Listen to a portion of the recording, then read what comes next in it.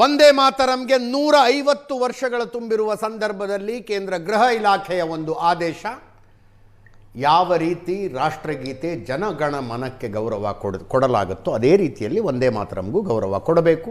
ಅಧಿಕೃತ ಸರ್ಕಾರಿ ಕಾರ್ಯಕ್ರಮಗಳಲ್ಲಿ ರಾಷ್ಟ್ರಗೀತೆಗಿಂತ ಮುಂಚೆ ವಂದೇ ಮಾತರಂನ ಹಾಡಬೇಕು. ಅದನ್ನು ನುಡಿಸ್ತಾ ಇರುವಾಗ ಎಲ್ಲರೂ ಎದ್ದು ನಿಲ್ಲಬೇಕು. ಆ ಗೌರವ ಕೊಡಲು ನಿರಾಕರಿಸಿದರೆ 2 ವರ್ಷ ಜೈಲು ಶಿಕ್ಷೆಗೆ ಅವಕಾಶ. ಅಶೋಕ್ ಗೌಡ್ರೆ, ವಿಭಜಿಸುವ ಉದ್ದೇಶದೊಂದಿಗೆ ಹೊರಡಿಸಲಾದ ಆದೇಶ ಅಂತಾರೆ ಇದಕ್ಕೆ. ಅದು ತಪ್ಪು ಕನ್ಸೆಪ್ಷನ್ನು. ಯಾಕೆ ಅಂತ ಹೇಳಿದ್ರೆ, ಈಗ ಅನೇಕ ಜನ ಮುಸ್ಲಿಂ ಸ್ಕಾಲರ್ಸ್, ಉದಾಹರಣೆಗೆ ಶ್ರೀಮತಿ ರಯಾನಾ ತಯಾದಿ ಅಂತ ಹೇಳಿ, ಅವರು ಕಂಪ್ಲೀಟ್ 6 ಸ್ಟ್ಯಾನ್ಸಸ್ನ ಆಡಿರ್ತಾರೆ. ಅದ್ರ ಜೊತೆಗೆ ಅಶ್ವಾಕ್ ಉಲ್ ಖಾನ್ ಅವರು ಆಡ್ತಾ ಇದೇ ಒಂದೇ ಮಾತ್ರ ಮಾಡ್ತಾ ನೇಣಿಗೆ ಶರಣಾಗ್ತಾರೆ. ಅದಾದಮೇಲೆ ಮೌಲಾನಾ ಹಜ್ರತ್ ಮೌಲ್ವಿ ಅವರೂ ಸಹ ಕಂಪ್ಲೀಟ್ 6 ಸ್ಟ್ಯಾನ್ಸನ್ನು ಆಡಿರ್ತಾರೆ. ಅದಾದಮೇಲೆ ಅಂಥವರಿಗೆ ಇಸ್ಲಾಂನಲ್ಲಿ ಒಂದು ಹೆಸರಿದೆ, ನಾಮ ಮಾತ್ರ ಮುಸ್ಲಿಮರು. ಇಲ್ಲ ನೋಡಿ, ಮೌಲಾನಾ ಅಬ್ದುಲ್ ಕಲಾಂ ಆಜಾದ್ನ ಒಪ್ಕೊಂಡಿರ್ತಕ್ಕಂತಹ ಮೌಲಾನಾ ಅಬ್ದುಲ್ ಕಲಾಂನ ಆಜಾದ್ನ ಒಪ್ಕೊಂಡಿರ್ತಕ್ಕಂಥ ಮೊಹಮ್ಮದ್ ರಫಿ ಅವರು ಹಾಡಿರುವಂತಹ ಭಕ್ತಿಗೀತೆಗಳು ಬೇಕೆ? A R Rahman declared as Muslim. ಅವರು ಸಹ 1997 ಅಲ್ಲಿ ಒಂದು ಕಂಪ್ಲೀಟ್ ಕಾಂಪೋಸ್ ಮಾಡಿ ಅದನ್ನ ಒಂದೇ ಮಾತರಮ್ನ ಆಡಿರ್ತಕ್ಕಂಥದ್ದು ಉಂಟು. ಜೊತೆಗೆ ಈಗ ಪಾಯಿಂಟ್ ಏನು ಅಂತ ಹೇಳಿದ್ರೆ, ಎಲ್ಲಿ ಪ್ರಾರಂಭ ಆಗುತ್ತೆ, 1923ನಲ್ಲಿ ಏನಾಗಲೇ ನಾತು ಸರ್ ಹೇಳ್ತಿದ್ರು, ಅಲಿ ಬ್ರದರ್ಸಲ್ಲಿ ಮೊಹಮ್ಮದ್ ಅಲಿ ಅವರು ಇನ್ಸ್ಪೆಸಿಫಿಕ್ ಹೇಳ್ತಾರೆ, ಇದ್ರ ಬಗ್ಗೆ ನನಗೆ ತಕರಾರಿದೆ ಅಂತ ಹೇಳಿ ಅವರೇ ಪಾಕಿಸ್ತಾನನ ಹುಟ್ಟಾಕ್ಲಿಕ್ಕೆ ಮತ್ತು ಪಾಕಿಸ್ತಾನ ಟರ್ಮಿನಾಲಜಿ, 2 ನೇಷನ್ ಥಿಯರಿಯಲ್ಲಿ ಟರ್ಮಿನಾಲಜಿ ಕೊಟ್ಟಿದ್ದು ಅವರೇ. ಜೊತೆಗೆ 1937 ಏನಾಯಿತು ಅಂತ ಆಗಲೇ ಎಕ್ಸ್ಪ್ಲೇನ್ ಮಾಡಿದ್ದಾರೆ. ವಿಚಾರ ಇರ್ತಕ್ಕಂಥದ್ದು ಇಷ್ಟೇ, ವೆರಿ ಸಿಂಪಲ್. ಒಂದೇ ಮಾತರಂನಲ್ಲಿ ನಾವು 6 ಸ್ಟ್ಯಾನ್ಸಲ್ಲಿ ನಾವು ಏನು ಹೇಳ್ತಾ ಇದ್ದೇವೆ, ನಾನು ನಿನಗೆ ತಲೆ ಬಗ್ಗಿಸಿ ಶರಣಾಗತಿಯನ್ನು ಭಾವವನ್ನು ತೋರ್ತಾ ಇದ್ದೇನೆ. ನಾನು ಅದು ನೋಡಿ ಒಂದು ನಿಮಿಷ. ಈ ಭಾರತದ ಮೂಲದ ಸಂಸ್ಕೃತಿನಲ್ಲಿ 99.8% ಆಫ್ ಮುಸ್ಲಿಮ್ಸ್ ಯಾರಿದ್ದಾರೆ ಅವರೆಲ್ಲರೂ ಸಹ ಇಲ್ಲಿಂದನೇ ಕನ್ವರ್ಟ್ ಆಗಿರ್ತಕ್ಕಂಥದ್ದು. ಯಾರು 0.2% ಎಲ್ಲಿಂದ ಹೊರಗಡೆ ಬಂದಿರೋರು ಇರಬಹುದು, ಅಥವಾ ಆ ಬ್ಲಡ್ ಅನ್ನು ಶೇರ್ ಮಾಡ್ತಿರ್ಬೋದು. ಆದರೆ 99.8% ಆಫ್ ದ ಭಾರತೀಯ ಮುಸ್ಲಿಮ್ಸು ಭಾರತೀಯ ಸಂಸ್ಕೃತಿ ಮತ್ತು ಭಾರತೀಯ ಪದ್ಧತಿಗಳನ್ನು, ಅಂದರೆ ಆಚರಣೆ ವಿಚಾರಣೆಗಳನ್ನು ಅನೇಕ ಜನ ಒಪ್ಕೊಂಡಿರ್ತಕ್ಕಂಥ ಒಂದುಂಟು. ಅನೇಕ ಜನ ಮೌಲ್ವಿಗಳು ರಾಜಸ್ಥಾನ ಮತ್ತು UPನಲ್ಲಿ ನಾವು ರಾಮನ ಅನುಯಾಯಿಗಳು, ಕೃಷ್ಣನ ಅನುಯಾಯಿಗಳು ಅಂತ ಓಪನ್ ಆಗಿ ಹೇಳ್ಕೊಂತಿದ್ದಾರೆ. ಅಂದರೆ ಅರ್ಥ ಏನು ಅಂತ ಹೇಳಿದ್ರೆ, ನಾನು ಇಸ್ಲಾಂ ಧರ್ಮನ ಫಾಲೋ ಮಾಡ್ಬೋದು, ಆದರೆ ಭಾರತೀಯ ಸಂಸ್ಕೃತಿಗೆ ನಾನು ಕಂಪ್ಲೀಟಾಗಿ ಒಪ್ಕೊಳ್ತೀನಿ ಅನ್ನತಕ್ಕಂತಹ ವಿಚಾರಕ್ಕೆ 4 ಜನ ಎಕ್ಸಾಂಪಲ್ ಹೇಳಿದೆ. ಅವರು ಸಹ ಅದೇ ಎಕ್ಸಾಂಪಲ್ ಹೇಳ್ತಾ ಇದ್ದಾರೆ. ಅಂದರೆ ಅರ್ಥ ಏನು ಅಂತ ಹೇಳಿದ್ರೆ, ಯಾರು ಇದನ್ನು ತುಂಬ್ತಾ ಇದ್ದಾರೆ ತಲೆನಲ್ಲಿ, ಅದು ಇಂಪಾರ್ಟೆಂಟ್. ಯಾಕೆ ಅಂದರೆ, ಮೊಹಮ್ಮದ್ ಅಲಿ ಯಾರು ಪಾಕಿಸ್ತಾನದ 2 ನೇಷನ್ ಹುಟ್ಟಾಕಿದ್ರು, ಮೊಹಮ್ಮದ್ ಅಲಿ ಜಿನ್ನಾ ಪಾಕಿಸ್ತಾನದ ಫಸ್ಟ್ ಪ್ರೆಸಿಡೆಂಟ್ ಯಾರಿದ್ರು, ಇವರು ಇದನ್ನ ತಲೆಗೆ ತುಂಬಿದಂತಹದ್ದು. ಆ ತಲೆಗೆ ತುಂಬಿದಾದ್ಮೇಲೆ ಅನೇಕ ಜನಕ್ಕೆ ಏನಾಯ್ತು, ಹೌದಾ ಅಂತ ಹೇಳ್ತಿರೋ. ವಿಚಾರ ಇಷ್ಟೇನೆ. ನೀವು ಯಾವುದೇ ಪ್ರದೇಶ ಆಗಲಿ, ಉದಾಹರಣೆಗೆ ನಾವು ಅಕಸ್ಮಾತ್ ಏನಾದರೂ ಅರಬ್ಬಲ್ಲಿ ಇದ್ವಿ ಅಂತ ಇಟ್ಕೊಳ್ಳಿ, ಯಾವುದೋ ಕೆಲಸಕ್ಕೋ ಕಾರ್ಯಕ್ಕೋ ಹೋದ್ವಿ. ಆಗ ಅಲ್ಲಿ ರಂಜಾನ್ ಇನ್ನೇನು ಪ್ರಾರಂಭ ಆಗ್ತದೆ. ರಂಜಾನ್ ಪ್ರಾರಂಭ ಆದಾಗ ನಾನು ಏನು ಗೌರವ ಕೊಡಬೇಕು ಅದಕ್ಕೆ ಕೊಡಲೇಬೇಕು. ಉದಾಹರಣೆಗೆ ಮಧ್ಯಾಹ್ನ ಅವ್ರು ಕೆಲಸ ಮಾಡೋದಿಲ್ಲ ಅಂತ ಹೇಳಿದ್ರೆ ನಾನು ಕೆಲಸ ಮಾಡ್ತೀನಿ ಅನ್ನೋಕ್ಕೆ ಆಗೋದಿಲ್ಲ. ಆಗ ನಮಗೆ ಬ್ರೇಕ್ ಕೊಡ್ತಾರೆ. ಯಾಕಂದ್ರೆ ಅನೇಕ ಜನ ನನ್ನ ಸ್ನೇಹಿತರು, ಆಪ್ತ ಮಿತ್ರರು ಅಲ್ಲೇ ಇದ್ದಾರೆ, ದುಬೈಯಲ್ಲೂ ಇದ್ದಾರೆ, ಕ್ವತಾರಲ್ಲೂ ಇದ್ದಾರೆ, ದಾಲಾದ್ರಲ್ಲೂ ಇದ್ದಾರೆ. ಆಗ ಅಲ್ಲಿ ರಂಜಾನ್ ಟೈಮ್ನಲ್ಲಿ ಅಲ್ಲೇ ಇದ್ದೆ, ಆ ವಿಷಯಕ್ಕೆ ಹೋಗೋದು ಬೇಡ. ಆಯ್ತು, ನಾನು ಏನು ಹೇಳೋದು ಅಂದ್ರೆ, ಆ ದೇಶದ ಪದ್ಧತಿ, ಆ ದೇಶ ಸಂಸ್ಕೃತಿಗೆ ನಾವು ಗೌರವಿಸ್ತಕ್ಕಂತಹದ್ದು ನಮ್ಮ ಪದ್ಧತಿ.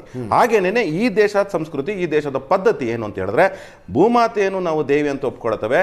ಈ ಏನು ಸ್ಟ್ಯಾನ್ಸಾ, 5th ಸ್ಟ್ಯಾನ್ಸಾ ಅಂತ ಹೇಳ್ತಿದ್ದಾರೆ ಅನೇಕ ಜನ, ಅದರಲ್ಲಿ ದುರ್ಗೆ, ಸರಸ್ವತಿ ಮತ್ತು ಲಕ್ಷ್ಮಿಗೆ ನಾವು ಏನು ತಲೆಬಾಗ್ತೀವಿ ಅಂತ ಹೇಳ್ತಾ ಇದ್ದೀವಿ. ಅದು ಏನಕ್ಕೆ ಅಂದರೆ, ಜ್ಞಾನದ ಸ್ವರೂಪ ಸರಸ್ವತಿ, ಶಕ್ತಿಯ ಸ್ವರೂಪ ದುರ್ಗಾ, ಆಮೇಲೆ ಯುಕ್ತಿಯ ಸ್ವರೂಪ ಲಕ್ಷ್ಮಿ. ಅಂದರೆ ಅರ್ಥ ಏನು ಅಂತ ಹೇಳಿದ್ರೆ, ಜ್ಞಾನ, ಯುಕ್ತಿ ಮತ್ತು ಶಕ್ತಿ ಪ್ರತಿಯೊಬ್ಬ ಮನುಷ್ಯನಿಗೆ ಬೇಕಾಗಿರತಕ್ಕಂಥದ್ದು. ಅದರಿಂದಾಗಿ ನಿನ್ನ ತಾಯಿ, ನಿನ್ನ ಶರಣಾಗತಿ ಅಂದರೆ ತಾಯಿ ನಾಡಿಗೆ ಶರಣಾಗತಿ ಆದಮೇಲೆ ನನಗೆ ಜ್ಞಾನ, ಯುಕ್ತಿ ಮತ್ತು ಶಕ್ತಿ ಸಿಕ್ತು ಅಂತ ಹೇಳಿ ಆ ಸ್ಟ್ಯಾನ್ಸನ್ನು ಸಹ ಹೇಳ್ತಕ್ಕಂಥದ್ದು. ಯಾಕಂದರೆ ನಾನು ಬೆಳಗ್ಗೆಯಿಂದ ಇದ್ರ ಬಗ್ಗೆ ಸಂಪೂರ್ಣವಾಗಿ ಅಧ್ಯಯನ ಮಾಡಿ, ಅದ್ರ ಜೊತೆಗೆ ಅನೇಕ ಹಿಸ್ಟಾರಿಕಲ್ ಸ್ಕ್ರಿಪ್ಚರ್ಸ್ನ ಮುಂಚೆ ಓದಿದ್ದೆ. ಬಟ್ ಇನ್ನೂ ಒಂದು ಸತಿ ಅಧ್ಯಯನ ಮಾಡಿ ಇವತ್ತು ಅದಕ್ಕೆ ಈ ಒಂದೇ ಮಾತರಮ್ನ ಏನು ಅರ್ಥ ಅಂದರೆ, ನಿಜವಾಗ್ಲೂ ಸಮಸ್ಯೆ ಇರತಕ್ಕಂಥದ್ದು ಯಾರಿಗಾದ್ರೂ ಇದ್ದರೆ ಏನಕ್ಕೆ ಇರಬಹುದು ಅಂತ ಹೇಳ್ಬಿಟ್ಟು ಓದಿದ್ದೀನಿ. ಅಂದರೆ ವಿಚಾರ ಇಷ್ಟೇ. AR ರೆಹಮಾನ್ ಒಪ್ಕೊಳ್ಬಹುದು, ಅದಾದಮೇಲೆ ಮೌಲಾನಾ ಆಜಾದ್ ಅವರು ಒಪ್ಕೊಳ್ಬಹುದು. ಆದರೆ ಮೊಹಮ್ಮದ್ ಜಿನ್ನಾಗೆ ಒಪ್ಪಿಗೆ ಇಲ್ಲ, ಮೊಹಮ್ಮದ್ ಅಲಿಗೆ ಒಪ್ಪಿಗೆ ಇಲ್ಲ. ಮೊಹಮ್ಮದ್ ಅಲಿನ ಫಾಲೋ ಮಾಡ್ತೀರಾ, ಮೌಲಾನಾ ಆಜಾದ್ನ ಒಪ್ಕೊಳ್ತಿರೋ, ಅಥವಾ AR ರೆಹಮಾನ್ ಒಪ್ಕೊಳ್ತಿರೋ ಅಂತಕ್ಕಂತಹ ವಿವೇಚನೆ, ಆಮೇಲೆ ಇದ್ರ ಜೊತೆಗೆ ಸಂತ ಶಿಶುನಾಳ ಶರೀಫರನ್ನ ಒಪ್ಕೊಂಡಿರ್ತಕ್ಕಂಥದ್ದು, ಬೆಳೆಸಿರ್ತಕ್ಕಂಥದ್ದು ಇದೇ ನನ್ನ ನಾಡು. ಅವರೂ ಸಹ ಅನೇಕ ವಿಚಾರಗಳಂದ್ರೆ ಆ ವಿಚಾರಗಳನ್ನ ಬಂದಾಗ ತಾಯಿ ಅಂತ ಹೇಳಿ ಒಪ್ಕೊಂಡಿರ್ತಕ್ಕಂಥದ್ದು ಉಂಟು. ಅಂದ್ರೆ ನನ್ನ ತಾಯಿನಾಡಿಗೆ ಒಪ್ಕೊಂಡಿರ್ತಕ್ಕಂಥದ್ದು. ನಾವು ವಿಚಾರ ಯಾವಾಗ ಆದರ್ಶ ಆದ್ರೂ ಇವ್ರಿಗೆ ಅಲ್ಲ ನೋಡಿ, ಸಂತ ಶಿಶುನಾಳ ಶರೀಫ್, ಟಿಪ್ಪು ಸುಲ್ತಾನ್ ಅಬ್ದುಲ್ ಕಲಾಂ ಆಜಾದ್,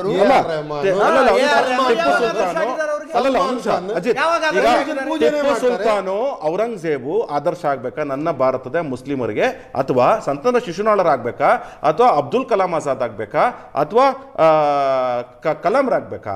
ನೋಡಿ, ವಿಚಾರ ಇಷ್ಟೇನೆ. ಭಾರತೀಯ ಮುಸಲ್ಮಾನರು ಯಾರೂ ಸಹ 99.8% ಆಫ್ ಮುಸಲ್ಮಾನರು ಭಾರತದಲ್ಲೇ ಹುಟ್ಟಿ ಭಾರತೀಯ ಸಂಸ್ಕೃತಿಗೆ ತಲೆಬಾಗ್ತಕ್ಕಂತಹದ್ದು ಅವ್ರದ್ದು ಕರ್ತವ್ಯ. ಅಂದ್ರೆ ಅವರು ಸಂವಿಧಾನ ಕೊಟ್ಟಿರೋ ಧಾರ್ಮಿಕ ಸ್ವಾತಂತ್ರ್ಯಕ್ಕೆ ಏನಾದ್ರು ನೋಡಿ, ಸಂವಿಧಾನ ಧಾರ್ಮಿಕ ಸ್ವಾತಂತ್ರ್ಯತೆ ಧಾರ್ಮಿಕತೆ ವಿಚಾರಗಳಿಗೆ ಮಾತ್ರ ಕೊಟ್ಟಿದೆ. ಅವರು ಕರೆಕ್ಟಾಗಿ ಹೇಳಿದ್ರು ಏನಂತಂದ್ರೆ ಇದು ಧರ್ಮದ ವಿಚಾರ ಅಲ್ಲ. ತಾಯಿಯನ್ನು, ಭೂತಾಯಿಯನ್ನು ನಾವು ತಾಯಿ ಅಂತ ಒಪ್ಕೊಂಡಂತಹ ವಿಚಾರ, ಅದು ಭಾರತೀಯ ಸಂಸ್ಕೃತಿ, ಭಾರತೀಯ ನೆಲಗಟ್ಟಿನಲ್ಲಿ ಇರ್ತಕ್ಕಂತಹದ್ದು. ಅಂದ್ರೆ ಇದು ನಾವು ಭಾರತದಲ್ಲಿ ಇದ್ದಾಗ ಪ್ರತಿಯೊಬ್ಬರು ಭಾರತೀಯರಾಗಿರ್ಬೇಕು, ಈ ಸಂಸ್ಕೃತಿನ ಒಪ್ಕೊಳ್ಬೇಕು. ನಾನು ಅಕಸ್ಮಾತ್ ಕೊತಾರಲ್ಲಿದ್ರೆ ನಾನು ಕೊತಾರ್ ಸಂಸ್ಕೃತಿನ ಒಪ್ಕೊಳ್ತೇನೆ. ಇರ್ಲಿ, ಮಾತಾಡಿ ನೋಡಿ. ವಿಚಾರ ಇಷ್ಟೇ. ಭಾರತೀಯ ಸಂಸ್ಕೃತಿ ಅಂತಕ್ಕಂತಹದ್ದು ಏನು ಅಂದ್ರೆ, ನಮ್ಮ ಯಾವುದೇ ವಿಚಾರಗಳಿರಬಹುದು ಅಂದ್ರೆ ತಾಯಿ ಭೂತಾಯಿನ ನಾವು ತಾಯಿ ಅಂತ ಒಪ್ಕೊಂಡಾಗ ಭಾರತೀಯ ಸಂಸ್ಕೃತಿನೇ ಅದು. ಆಮೇಲೆ ಈಗ ಆಗ್ಲೇ ಪಡ್ಕೆ ಅವ್ರು ಹೇಳಿದ್ರಲ್ಲ, ವಿಚಾರನ ಎರಡು ಫ್ಯಾಕ್ಟ್, ಒಂದು ವ್ಯಾಲ್ಯೂ. ಒಂದು ಫ್ಯಾಕ್ಟ್ ನ ಫ್ಯಾಕ್ಟ್ ಆಗಿ ನೋಡ್ತೇವೆ, ಅದ್ರ ಜೊತೆಗೆ ಅದಕ್ಕೆ ವ್ಯಾಲ್ಯೂ ಸೇರಿಸಿದಾಗ ಅದು ಭಾರತೀಯ ಸಂಸ್ಕೃತಿ ಆಗ್ತದೆ. ಅದೇ ವಿಚಾರನೇ ಅಂದ್ರೆ ನಾವು ಭೂತಾಯಿಯನ್ನು ತಾಯಿ ಅಂತ ಹೇಳ್ತೇವೆ, ನೀರನ್ನು ಗಂಗೆ ಅಂತ ಹೇಳ್ತೇವೆ, ಗಂಗೆ ಮಾತೆ ಅಂತ ಹೇಳ್ತೇವೆ, ಗೋಮಾತೆ ಅಂತ ಹೇಳ್ತೇವೆ. ಇದು ಭಾರತೀಯ ಸಂಸ್ಕೃತಿ. ಅಂದ್ರೆ ನಾವು ಪ್ರತಿಯೊಬ್ಬರಿಗೂ ಅಷ್ಟೇ ಭಾರತದಲ್ಲಿದ್ದಾಗ ನೀವು ಭಾರತೀಯ ಸಂಸ್ಕೃತಿನ ಒಪ್ಕೊಂಡ್ಬಿಟ್ರೆ ಬದುಕು ತುಂಬಾ ಸೊಗಸಾಗುತ್ತೆ. ಭಾರತದಲ್ಲಿ ಬದುಕುವುದು ಬೇರೆ, ಭಾರತೀಯರಾಗಿ ಬದುಕುವುದು ಬೇರೆ. ಭಾರತೀಯರಾಗಿ ಬದುಕುವುದು ಅಂದ್ರೆ ಇಲ್ಲೊಂದು ಸಂಸ್ಕೃತಿ ಇದೆ ಸರ್, ಇಲ್ಲೊಂದು ಕ್ರಿಯೇಟಿಂಗ್ ಥಿಂಗ್ಸ್. ಇಷ್ಟು ವರ್ಷ ಇಲ್ಲದೆ ಇರೋದು 6ನೇ ಫೆಬ್ರವರಿಗೆ ಅಮಿತ್ ಶಾ ಅವರು ಮಿನಿಸ್ಟ್ರಿ ಆಫ್ ಹೋಮ್ ಅಫೇರ್ಸ್ ಅಲ್ಲಿ ಹಾಕ್ಬಿಟ್ಟು ಇದು ಮೊದಲು, ಆಮೇಲೆ ನಿಮ್ಗೆ ಜನಗಣಮನ ಅಂದ್ರೆ ನಾವು ಒಪ್ಕೊಂಡ್ಬಿಡ್ಬೇಕಾ? ಯಾಕೆ ಒಪ್ಕೊಂಡ್ಬಿಡ್ಬೇಕು? ಇಷ್ಟು ವರ್ಷ ನಡೆದಿದ್ದೇನು ಮತ್ತೆ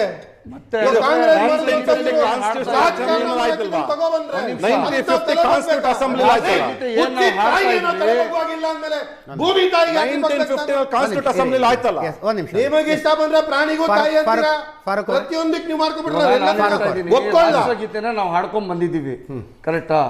ಅದಕ್ಕೆ ಏನು ಅಭ್ಯಂತರ ನಾವು ಮಾಡಿಲ್ಲ, ಯಾವುದೇ ಕಾರಣಕ್ಕೆ ನಾವು ಅಭ್ಯಂತರನೇ ಮಾಡಿಲ್ಲ.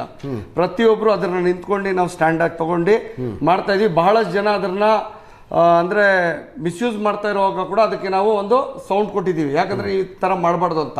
ನೀವು ಪ್ರತಿ ಕಡೆ ನೋಡ್ತಾ ಇರ್ತೀರ, ಇವಾಗ ಯಾವುದೋ ಒಂದು ವಿಧಾನಸೌಧಲ್ಲೇ ನೀವು ಜನಗಣಮನ ಆಡುವಾಗ ಏನು ಮಾಡ್ತಾರೆ ಅಂದರೆ, ಬಹಳ ಜನ ಏನು ಮಾಡ್ತಾರೆ, ಸ್ಟ್ಯಾಂಡಾಗಿ ನಿಂತ್ಕೊಂಡಿದ್ರೆ ಭಾಳ ಜನ ಇಗ್ನೋರ್ ಮಾಡೋದು, ಮತ್ತು ವೀಡಿಯೋಸ್ಗಳು ಮಾಡೋದು, ಮತ್ತು ಎಲ್ಲೆಲ್ಲೋ ನೋಡ್ಕೊಂಡು ತನಗೆ ತಾನೇ ಅಂದರೆ ನಾವು ಭಾರತ ದೇಶಕ್ಕೆ ಒಂದು ವಿತಿನ್ ಎಷ್ಟು ಒಂದು 2 ನಿಮಿಷ ಅಷ್ಟೇ ಭಾರತ ಆ ಗೀತೆನ ಆಡುವಾಗ ನಾವು ಸಿಟ್ಟಾಗಿ ನಿಂತ್ಕೊಂಡು ಅದನ್ನ ಕೇಳ್ತೀವಿ. ಯಾಕೆ ಕೇಳ್ತೀವಿ? ಭಾವನಾತ್ಮಕವಾಗಿ ಹೇಳ್ಬೇಡಿ. ನಾನೇ ವಾದ ಮಾಡಿದೆ, ಸಿನಿಮಾ ಥಿಯೇಟ್ರಲ್ಲಿ ರಾಷ್ಟ್ರಗೀತೆ ಹಾಡಿಸ್ಬೇಡ್ರಿ, ಭಾಳ ಕೆಟ್ಟದಾಗಿ ನಡ್ಕತ್ತಿದ್ದಾರೆ. ಬಹಳ ಜನ ಎದ್ದು ನಿಂತ್ಕೊಳ್ಳೋದೇ ಇಲ್ಲ. ಅಲ್ಲ, ಗೊತ್ತು ನನಗೆ, ಅದು ಯಾರು ಅಂತಾನೂ ಗೊತ್ತು. ಮುಂದುವರಿಸಿತಾವ್ ದಯವಿಟ್ಟು. ಯಾಕೆ ನಿಂತ್ಕೊಳ್ಳಲ್ಲ? ಮುಂದುವರಿಸಿತಾವ್ ದಯವಿಟ್ಟು. ನಾನು ಹೇಳೋದು ಈ ಥರ ಇರುವಾಗ ಇವಾಗ ಅದು ನಡೀತಾ ಇರೋದ್ರಿಂದ ಇವಾಗ 150ನೇ ವರ್ಷ ಆಯ್ತಪ್ಪ, ನೀವು ಆಚರಣೆ ಮಾಡಿ ಬೇಡ ಅಂತ ಹೇಳ್ತಾ ಇಲ್ಲ. ಅದನ್ನ ಒತ್ತಡ ಯಾಕೆ ಮಾಡ್ತಾ ಇದ್ದೀರಾ? ಯಾವ ಒತ್ತಡ?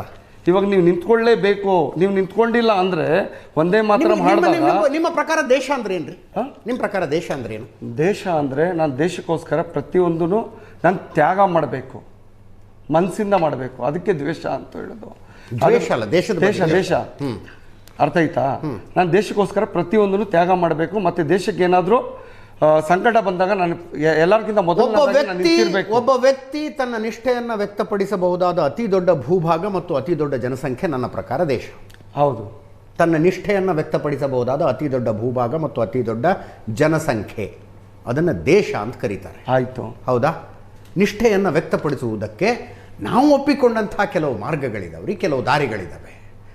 ಅವುಗಳ ಪೈಕಿ ಭಾರತದ ರಾಷ್ಟ್ರಧ್ವಜಕ್ಕೆ ಅವಮಾನ ಆಗದಂತೆ ನೋಡಿಕೊಳ್ಳಬೇಕಾದಂಥದ್ದು ದೇಶಕ್ಕೆ ನಿಷ್ಠೆಯನ್ನು ವ್ಯಕ್ತಪಡಿಸುವ ಮಾರ್ಗ.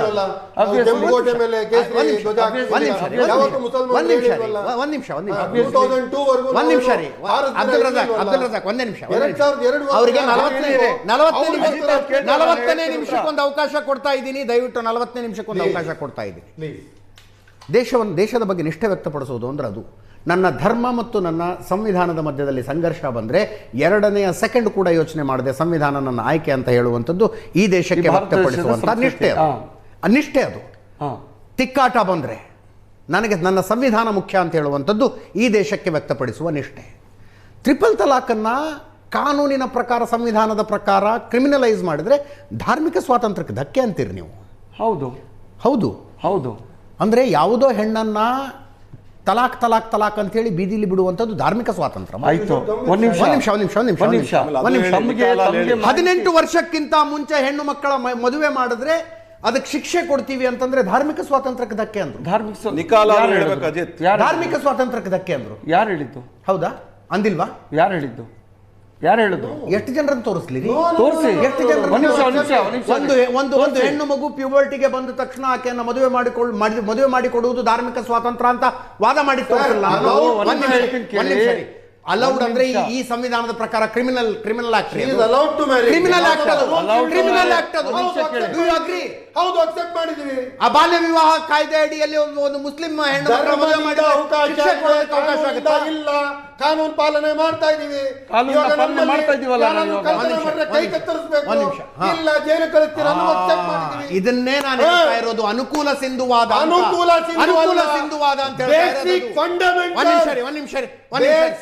ಒಂದ್ ನಿಮಿಷ ಲಾ ಇಲಾಹ ಇಲ್ಲಲ್ಲಾಹ್ ಮದುವೆ ಮುಹಮ್ಮದು ರಸೂಲುಲ್ಲಾಹ್, ಅಲ್ಲಾ ದೇವರನ್ನ ಬಿಟ್ಟು ಬೇರೆ ಯಾವ ದೇವರು ದೇವರಲ್ಲ ಅಂತ ನಂಬುದ್ರೇನೆ ನಾನು ಮುಸಲ್ಮಾನ. ಅದಕ್ಕೆ ಹೇಳ್ತಿರೋದು, ಇದು ಬೇಸಿಕ್ ಪ್ರಿನ್ಸಿಪಲ್ಸ್ ಅಲ್ಲಿ ನೀವು ಚೇಂಜಸ್ ತರಬೇಡಿ. ನಾವು ಅಕ್ಸೆಪ್ಟ್ ಮಾಡಿದೀವ್ರಿ. ನಮ್ಗೆ ಎಷ್ಟೋ ಇದ್ರಲ್ಲಿ ಕ್ಲಾಶ್ ಬಂದಾಗ ನಾವು ಅಕ್ಸೆಪ್ಟ್ ಮಾಡಿದೀವಿ. MD ಫಾರೂಕ್ ಅವ್ರು ಒಂದು ಹೇಳಿ. ದರ್ಗಾದ ಮಜಾರ್ ಮುಂದೆ ನಮಿಸೋದಕ್ಕೆ ತಲೆ ಬಗ್ಸೋದಕ್ಕೆ ಸಮಸ್ಯೆ ಇಲ್ಲ, ಬಟ್ ಭಾರತ ಮಾತೆಯ ಮುಂದೆ ತಲೆ ಬಗ್ಸೋದಕ್ಕೆ ನನಗೆ ಸಮಸ್ಯೆ ಇಲ್ಲ ಅಂತಂದ್ರೆ ಇದನ್ನ ಅಲ್ಲ ಒಂದ್ ನಿಮಿಷ ನಡೀತಾ ಇದೆಯೋ ಇಲ್ರಿ ನಡೀತಾ ಇದೆ.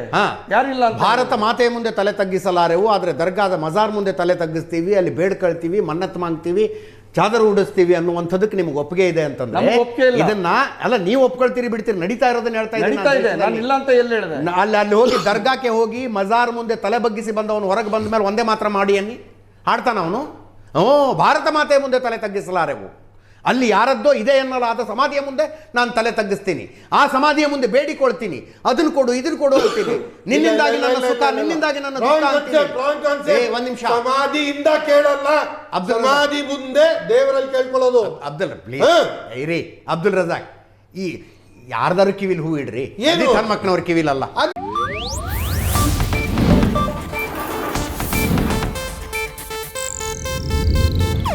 ಇದು ಏಷ್ಯಾನೆಟ್ ನ್ಯೂಸ್ ನೆಟ್ವರ್ಕ್ ಪ್ರಸ್ತುತಿ.